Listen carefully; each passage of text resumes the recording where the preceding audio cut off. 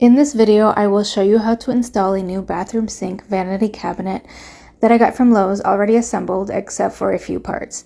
The first step is leveling. My floor slopes down, so there was a gap between the wall and cabinet which allowed it to wobble when leaned on, so I fixed this problem by screwing in 2 thin pieces of scrap wood behind it, and that did the trick. This cabinet came with 2 bolts that are supposed to be used as anchors for the walls, but I decided to use brackets first and forgot to anchor the cabinet to the studs before attaching the sink, but I think it'll be okay. I used plastic anchors for these brackets because I did not hit the studs. These brackets came with little screws that were the perfect length for the thickness of the cabinet walls. You don't want the screws to protrude through the walls and have sharp edges. Make sure to attach your cabinet to the wall before putting the sink on. It is ideal to try to center your cabinet around the drain pipe, but my main concern was that there be some space between the tub and the vanity, and as much space as possible from the toilet in case the toilet needs replacing. Moving on, now it's time to do a test run and place the sink on top. Even though there's a gap between the cabinet and the sink, between the wall and the cabinet, the sink still fits well, even when pushed back all the way against the wall. The instructions call for glue to be used to attach the sink countertop combo to the cabinet. I bought 4 different brands of glue from Amazon just to diversify.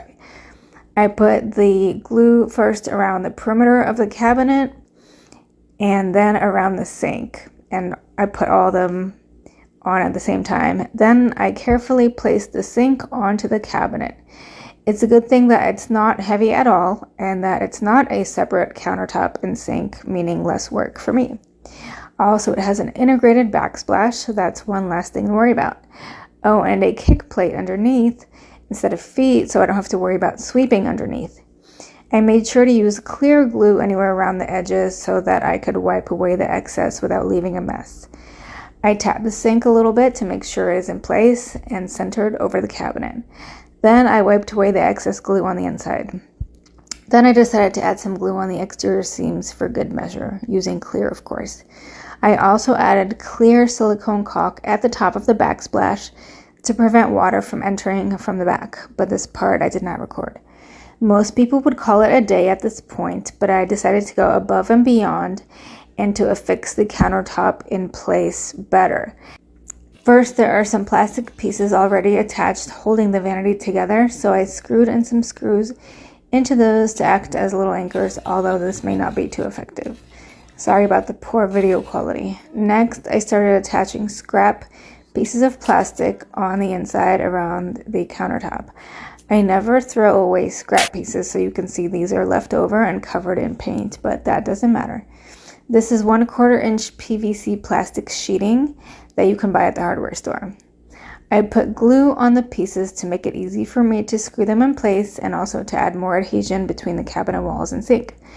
This proved challenging as my drill could not reach inside some of the space between the sink and the cabinet walls, so I whipped out my handy 90-degree drill bit extension attachment to do the trick, and used the same short screws as before and made sure they didn't exceed the length of the walls. Unfortunately, my forehead camera did not capture all the work as my neck was all twisted up. It's not easy to fit inside these things, even if you were small like me, which is an advantage.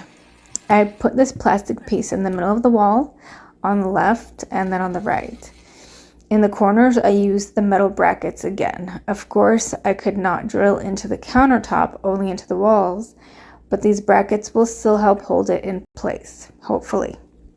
I didn't need the bit extension to do all the corners, thankfully. Then I used a leftover L-shaped bracket in one corner on the front side above the doors. I think you get the idea. Here is how it turned out when I was done. Next, I wanted to mention the installation of the door handles. One of them was defected and didn't screw in completely, so I went to a hardware store and bought some pretty replacement ones. Anyway, no big deal, but just another example of a cheap product, but in this case, this cabinet was the most practical for all the reasons I mentioned before, because I looked at all the vanities they had in stock, but bought this one for the second time. Here's a video of the same type of bathroom vanity after about 5 years in a different bathroom. The last time somebody else did the installation for me. I decided to repaint it with a metallic paint after some wear and tear, but overall it has held up pretty well except for the water damage on top of the doors, but that is expected and can be painted over also.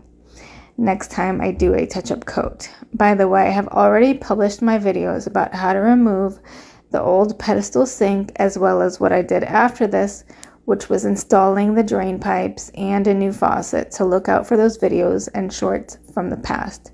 Side note, this space probably should not take anything wider than 24 inches. I would also not buy a cabinet narrower than 24 inches because this makes it difficult for people to be able to access the plumbing, as you will see in my video of installing bathroom sink drain plumbing. And as always, thanks for watching. Make sure to comment, link, subscribe, share, and click on the links in the comments to help me support my channel.